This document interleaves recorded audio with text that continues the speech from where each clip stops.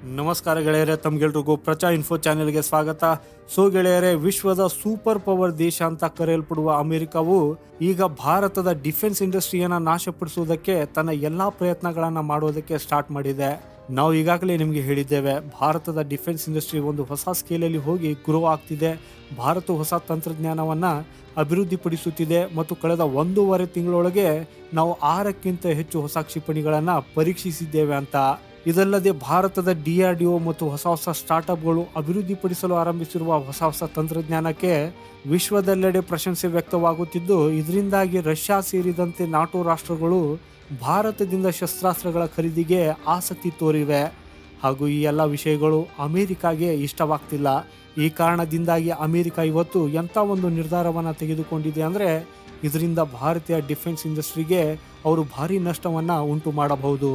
ಪೂರ್ತಿ ರಿಪೋರ್ಟ್ ಏನಿದೆ ಅನ್ನೋದನ್ನು ಈ ಒಂದು ಸಣ್ಣ ವಿಡಿಯೋದಲ್ಲಿ ತಿಳಿದುಕೊಳ್ಳೋಣ. ನಮ್ಮನ್ನು ಸಪೋರ್ಟ್ ಮಾಡುವುದಕ್ಕಾಗಿ ಈ ವಿಡಿಯೋಗೆ ಸಣ್ಣ ಲೈಕ್ ಮಾಡಿ ಹಾಗೂ ಚಾನೆಲನ್ನು ಸಬ್ಸ್ಕ್ರೈಬ್ ಮಾಡಿ. ಸೊ ಗೆಳೆಯರೆ, ಇದು 2023ರಲ್ಲಿನ ವಿಷಯವಾಗಿದ್ದು, ಇಂಡಿಯನ್ ಏರ್ಫೋರ್ಸ್ ಮೂಲಕ ಭಾರತದ ಪ್ರಮುಖ ಡಿಫೆನ್ಸ್ ದಿಗ್ಗಜರಾದ ಅಂದರೆ ಹಿಂದೂಸ್ತಾನ್ ಏರೋನಾಟಿಕ್ಸ್ ಲಿಮಿಟೆಡ್ಗೆ ತೇಜಸ್ ಫೈಟರ್ ಜೆಟ್ ಮ್ಯಾನುಫ್ಯಾಕ್ಚರ್ ಮಾಡುವ ಕಾಂಟ್ರಾಕ್ಟ್ ಅನ್ನು ಹಸ್ತಾಂತರಿಸಲಾಗ್ತದೆ.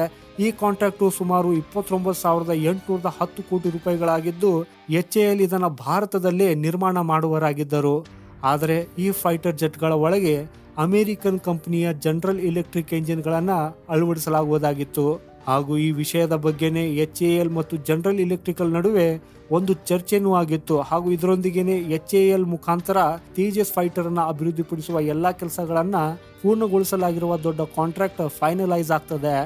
ಆದರೆ ಅಮೆರಿಕದ ಕಡೆಯಿಂದ ಎಂಜಿನ್ಗಳನ್ನು ಸಪ್ಲೈ ಮಾಡಲಾಗಿಲ್ಲ. ಈ ಕಾಂಟ್ರಾಕ್ಟ್ನ ಪ್ರಕಾರ ಅಮೆರಿಕನ್ ಕಂಪನಿಯು HALಗೆ ಹಲವಾರು ಎಂಜಿನ್ಗಳನ್ನು ಸಪ್ಲೈ ಮಾಡಬೇಕಾಗಿತ್ತು. ಆದರೆ ಕಳೆದ ಕೆಲವು ತಿಂಗಳಿಂದ ಈ ಸಪ್ಲೈ ಅಲ್ಲೇ ಸ್ಟಕ್ ಆಗಿದೆ. ಕಾಂಟ್ರಾಕ್ಟ್ನ ಅನುಸಾರ ಆಗಸ್ಟ್ ತಿಂಗಳಲ್ಲೇ ಸಪ್ಲೈ ಆಗಬೇಕಾಗಿತ್ತು. ಆದರೆ ಇಲ್ಲಿಯವರೆಗೂ ಅಮೆರಿಕವು ತನ್ನ ಎಂಜಿನ್ಗಳನ್ನು ಹೋಲ್ಡ್ ಮಾಡೇ ಇಟ್ಟಿದೆ. ಆದರೆ ದುಃಖದ ಸಂಗತಿ ಅಂದರೆ, ಅಮೆರಿಕವು ಭಾರತಕ್ಕಂತೂ ಎಂಜಿನ್ಗಳನ್ನು ಕೊಟ್ಟಿಲ್ಲ. ಆದರೆ ಸೌತ್ ಕೊರಿಯಾದಲ್ಲಿ T-50 ಗೋಲ್ಡನ್ ಈಗಲ್ ಅನ್ನೋ ಫೈಟರ್ ಜೆಟ್ ತಯಾರಾಗುತ್ತಿದೆ. ಅದಕ್ಕೂ ಕೂಡ ಈ ಎಂಜಿನ್ ಅಗತ್ಯವಿತ್ತು. ಹಾಗೂ ಅಲ್ಲಿ ಅಮೆರಿಕದ ಮುಖಾಂತರ ಈ ಎಂಜಿನ್ಗಳನ್ನು ಸಕ್ಸಸ್ಫುಲಿ ಡೆಲಿವರ್ ಮಾಡಲಾಗಿದೆ. ಅಮೆರಿಕದಿಂದ ಎಂಜಿನ್ ಬರದ ಕಾರಣದಿಂದಾಗಿ ಭಾರತಕ್ಕೆ ಸಮಯಕ್ಕೆ ತಲುಪಿಸಬೇಕಾದ ಯುದ್ಧ ವಿಮಾನಗಳನ್ನು ಈಗ ಪಡೆಯೋದಕ್ಕೆ ಸಾಧ್ಯವಾಗುವುದಿಲ್ಲ. ಹಾಗೂ ಒತ್ತಾಯದ ಮೇರೆಗೆ ನಾವು ಬೇರೆ ದೇಶದಿಂದ ಅಂಥ ಎಂಜಿನ್ಗಳನ್ನು ಖರೀದಿಸಬಹುದು.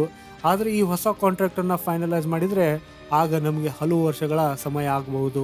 ಹಾಗೂ ಈ ವರ್ಷ ಭಾರತಕ್ಕೆ ಸಿಗಬೇಕಿದ್ದ ಫೈಟರ್ ಜೆಟ್ ಇನ್ನೂ ಹೆಚ್ಚು ಡಿಲೇ ಆಗಬಹುದು.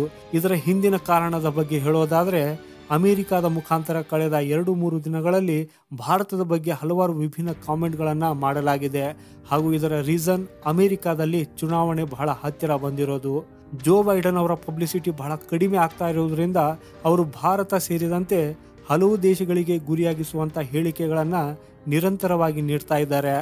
ಹಾಗೂ ಎರಡನೇ ದೊಡ್ಡ ಕಾರಣವೆಂದರೆ, ಈಗಾಗಲೇ ನಾನು ನಿಮ್ಗೆ ಹೇಳಿದ್ದೇನೆ, ವಿಶ್ವದಾದ್ಯಂತ ಭಾರತೀಯ ಶಸ್ತ್ರಾಸ್ತ್ರಗಳ ಜನಪ್ರಿಯತೆ ಹೆಚ್ಚುತ್ತಿದೆ ಅಂತ. ಸೊ ಇದರಿಂದ ಕೂಡ ಅಮೆರಿಕಾಗೆ ಹೆಚ್ಚು ಟೆನ್ಷನ್ ಆಗುತ್ತಿದೆ.